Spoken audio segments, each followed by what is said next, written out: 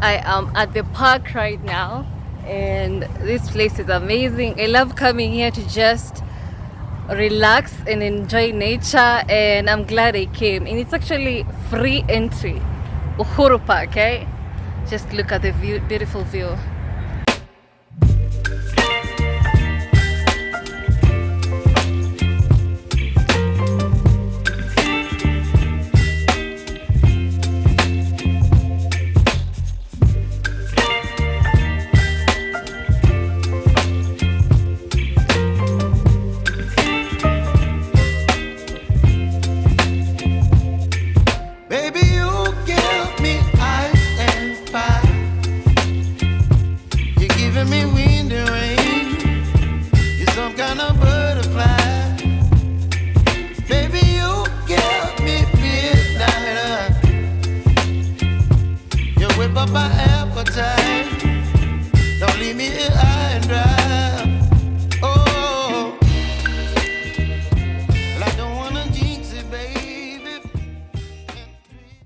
Hello beautiful people, welcome back to my YouTube channel.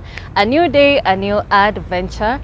So today I'm in beautiful Uhuru Park, and I specifically made this video for every single person who is planning to come to Kenya, specifically Nairobi, but they don't really know what to expect, how to begin planning for their trips, what to do when they get here, and just basically what to expect. So I was born and raised in Nairobi, Kenya, so I've lived here my whole entire life, and I'm going to share with you guys some nice tips that can help make your stay in Nairobi easier and simpler and safer. Let's start with the greetings. When tourists come to Kenya, most of them greet Kenyans by saying jambo. So they say jambo. Jambo means hello, but no one in Kenya uses jambo anymore. It's only used by tourists. So that will actually make you stand out. If you want to blend in more with Kenyans, you should use greetings like habari yako. Habari yako means how are you? Or if you want a less formal method of greeting, you can just say sasa or niaje, and they will reply by saying poa, which means I'm good or I'm doing good. So yeah, and it's also advisable to learn a couple of Kiswahili words. They will just help you to blend in more. You can also use words like asante, which means thank you, or kwaheri, which means bye-bye. So another important thing that makes Nairobi very, very unique is that it is the only wildlife capital in the whole world. This means that it is the only capital city in the world that has a national park in it.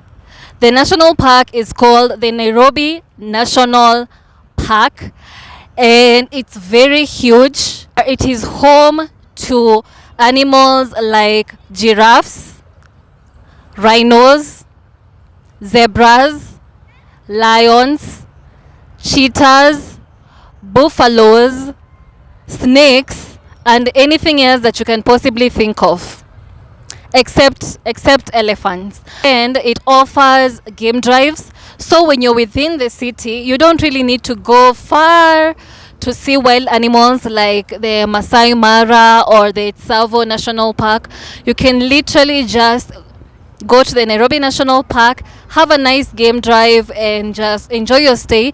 And it's especially convenient for people who are staying in Nairobi for maybe 1 or 2 days and they really want to have that safari experience.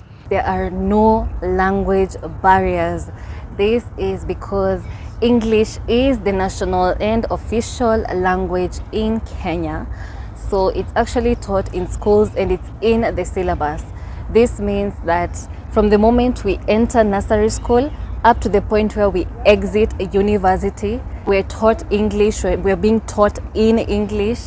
And yeah, So when you come to Kenya, especially in Nairobi, you'll find a lot of people either speaking Kiswahili, English, Sheng, or a mixture of just, you know, English and Kiswahili.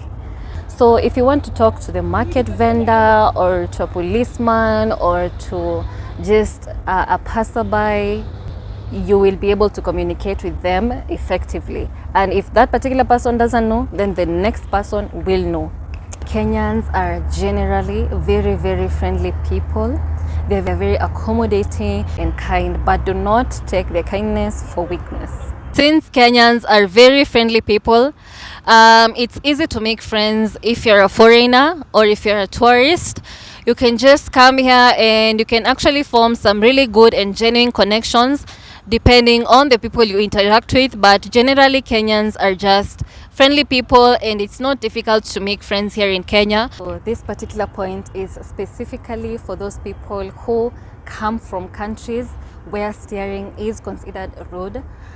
When you come to Kenya, people stare, people look at other people, they will look at how you're dressed. Sometimes they may even look at you, but they're not really thinking about you.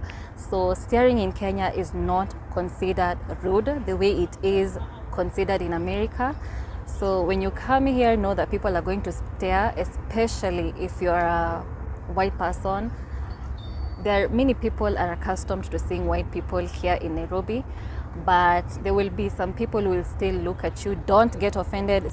Here in Kenya, we have a couple of transportation methods. The most popular one being matatus, like this one right behind me. So this one is a 14-seater vehicle.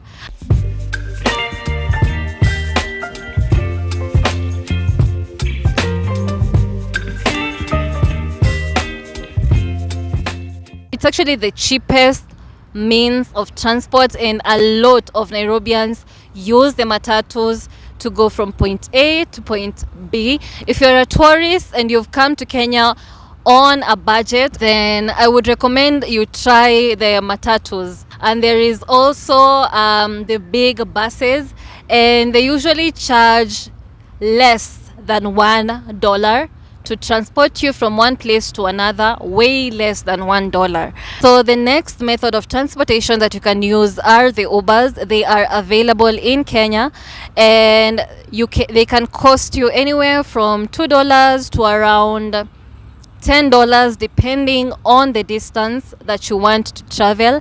And they are very convenient because they will not drop you off at the stage like the matatus, but they will take you from exactly where you are to exactly where you're going to the gate, as they are also very, very safe.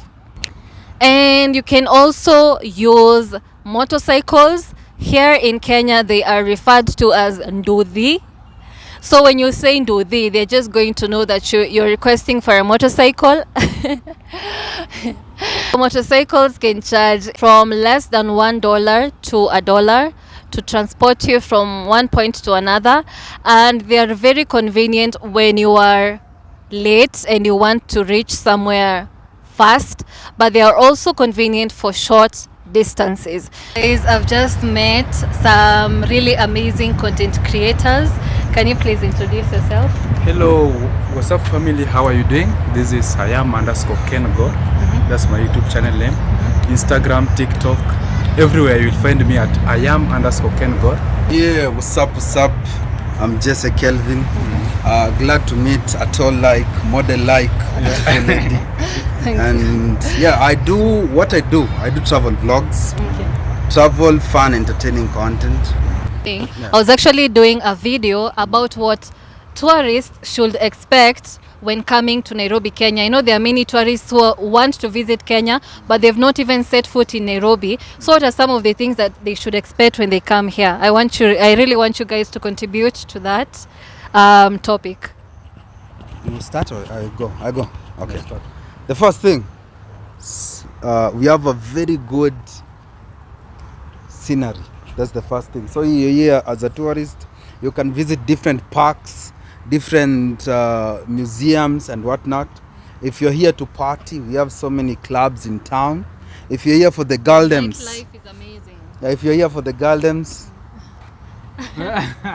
Very beautiful. Very women. beautiful, Very very beautiful beautiful. women. So if you're here for the But- guys also, you know. First, we Kenyans are very welcoming. Yeah, we'll welcome you. Anytime feel at home, we say Karibu Kenya. Means welcome Kenya.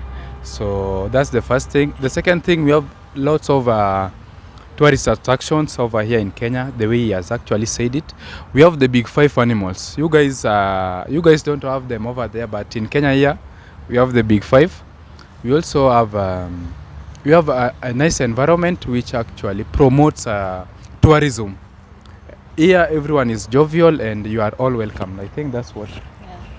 So thank you so much, guys. Do not be scared to bargain, especially if you're buying things in the streets of Nairobi. This is because Kenyans are usually used to bargaining, and of course there are establishments where you can't really bargain, like in supermarkets where the prices are fixed.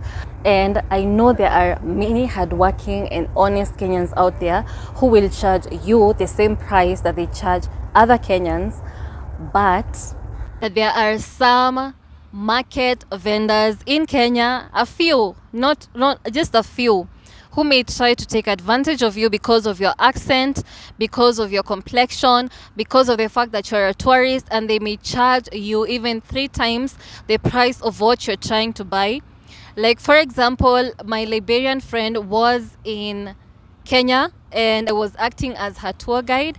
So there was a time we actually wanted to go and buy some oranges on the streets. They were just arranged neatly on the sidewalk, and she was the first one to reach that place. So she asked the market seller, how much are these oranges? There were 5 oranges, and the woman said 200 shillings. I was shocked. And I told her not to purchase those ones, and we went to another seller who was just at a stone's throw away, and she said the 5 oranges were going for 50 shillings, all of them. So that was around 10 shillings per orange. But the first vendor, she was actually being dishonest and greedy because she tried to overcharge my friend. But it's good that I was there. So if you're a tourist, I would recommend you look for a local guide to take you around and help you to bargain the prices. Guys, look at this beautiful view. Just look at it. Oh my goodness. Woo! Look at this pond. It's a very beautiful pond, and look at the background. Look at the buildings. Very beautiful. So since it's the weekday, there are no boats here. There's no boat riding. But during the weekends, people just ride boats. They enjoy this beautiful pond, and it's actually really big because it goes all the way. It goes all the way up to there. There's the bridge, and it also continues on the other side. So guys, let's now get straight into the payment methods, because who doesn't like money? Everyone loves money. We all are working so hard for the money. As when you're a tourist and you're coming to Kenya, you can pay for your things, number 1, through cash, through the Kenyan currency, which is the Kenyan shillings. And the second payment method, which is very, very popular in Kenya, is through mobile banking, through M-Pesa. So M-Pesa is a mobile payment method, and through the M-Pesa app, you can actually send money, receive money, pay for things, and even save using M-Pesa. When you purchase a Safaricom SIM card, you will be registered using your passport. So you also need a passport, and you will be registered using the SIM card, and the mobile number that you will be given. So I would advise you to get the SIM card if you're going to stay in Kenya for a couple of weeks or even months. It's going to make your stay here easier, because you won't have to carry huge bundles of cash every single day as you're going from place to place. It's just convenient, and it's also safer. So guys, I met another very friendly person here at Uhuru Park. And can you please introduce yourself? Okay, I'm known as Josh in my YouTube or in my TikTok. Yeah, good to meet you. So what do you think are some of the things that people will notice when they come to Nairobi, Kenya? First of all, when you come to Nairobi, Kenya, you must know Kenya are friendly people. They like taking pictures when they see tourists and in mingling. First, another thing about the traffic jam, you must know how to cope with it. And So basically there is a very huge traffic jam. yeah, in Nairobi especially City. in Nairobi City, it is very huge, and you must cope with it. Thank you so much.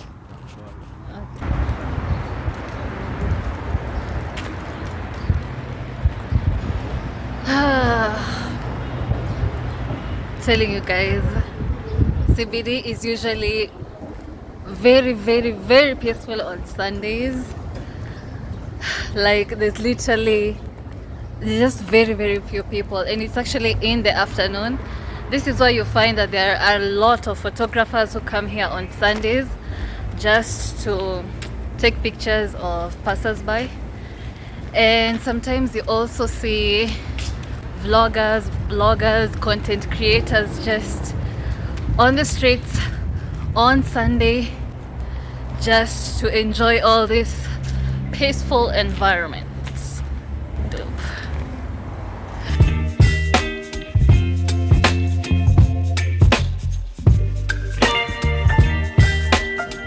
So let me tell you a fun fact about this particular statue behind me before I continue with the tips that you should know before coming to Nairobi, Kenya. So this particular statue is a Mau Mau fighter who is the man and the woman who was giving him food. Kenya gained independence in 1963. From what has been written here, the men and women fighting in the armed struggle operated mainly from the Mount Kenya and Aberdare forests. Other women who also formed part of the struggle brought them food. They both looked away when the food, covered and in a kiondo, was handed over. This was a policy of the Mau Mau movement so that they could not identify each other later, even in fear of torture and other forms of ill treatment. You should always keep your possessions safe while you're walking on the streets of Nairobi, because even though Kenya is relatively safe and Nairobi is relatively safe, you can never be too careful when it comes to phone snatchers and conmen. So that's why Nairobi sometimes is referred to as Nairobari. But I know there are many hardworking Kenyans in Nairobi who work so hard for their money and they earn it legally. But there will always be a few bad apples, and by bad apples I mean the conmen and thieves who will try to steal possessions of, you know, people on the streets. So when you're walking on the streets, do not be like a typical tourist displaying your phone freely, just taking selfies, taking videos, and just, you know, on your phone 24/7 when you're walking. Just be careful, be mindful of the environment around you. Try to keep your phone away in a safe place. If possible, wear your backpack in front. And if you want to ask for directions when you're in Nairobi CBD, you should ask directions from the guards who protect the different buildings, because it's better to ask the guards there and the policemen there than to ask just a random passerby who is a stranger. Do not allow strangers to pray for you when you're in CBD, because there's some people who will tell you that they're going to pray for you and your problems, and it's actually a tactic, and they're going to try to steal from you. So if you want prayers, just go to church. And another thing is, when you're walking on the streets of Nairobi and someone drops like an envelope in front of you and they're telling you dropped your money, and when you look inside you see real money, just do not, it's a trick. Don't fall for it. Just avoid it, ignore it, continue walking and remain safe. Kenyans dress up, they dress well, you know, like even people who are going to universities for classes, they dress well. On the streets of Nairobi, you're going to meet many people who are just dressed really well. I know that the same cannot be said for other countries, like for example the USA, where people are allowed to go to school with their pajamas, and you know, they can just show up in lounging clothes and feel and just be free and fit in. In Kenya, you'll rarely find someone walking around in their PJs unless they're going to a shop that is very, very near. But other than that, people just dress up well.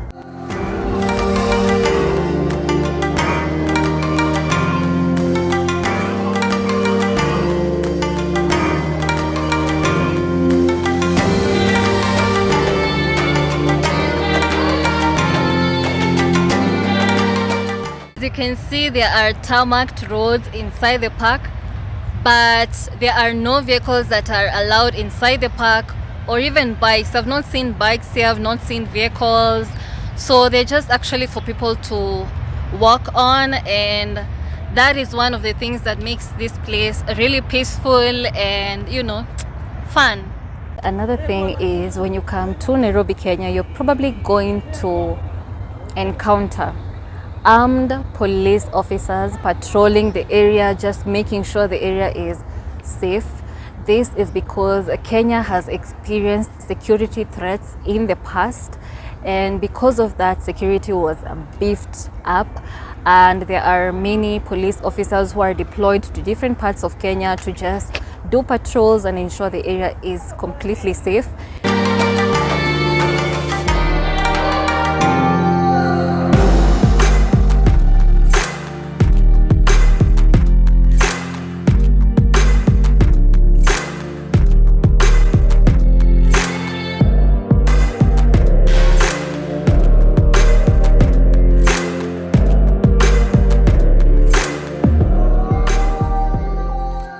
When you come to Nairobi, Kenya, you are going to notice how fast-paced life is over here. When you're walking on the streets of Nairobi, everyone is in a rush, and I think it's expected because Nairobi is, after all, the capital city of Kenya. So when you're walking in the streets of Nairobi, you are going to see a lot of hawkers on the streets when people are going home from work, selling their merchandise, with their merchandise displayed neatly on the sidewalk. Do not be surprised, this is just the way of life in Kenya, and I don't think it's legal. You find some of them are usually chased away by police officers, but they always find their way back, and especially during rush hour in the evenings, a lot of Nairobians love to buy things from hawkers because they usually sell really high quality thrifted clothes and shoes at really affordable prices.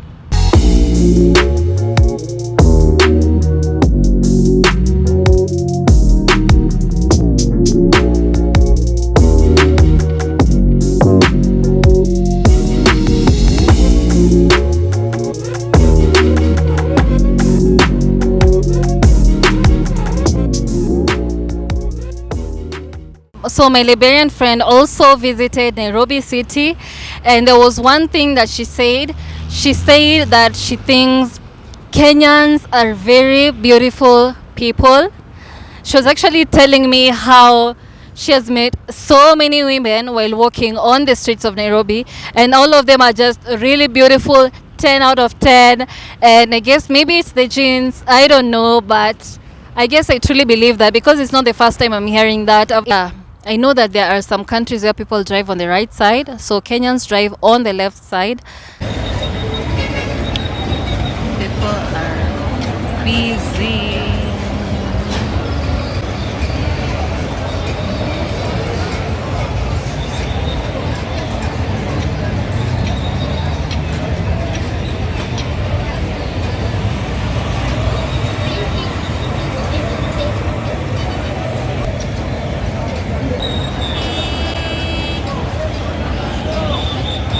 So thank you guys so much for watching. I'll see you in my next video. If you really enjoyed this video, please give it a thumbs up and comment on the comment section down below, and I'll appreciate it. And until next time, Bye bye. Hope you enjoyed watching this particular vlog.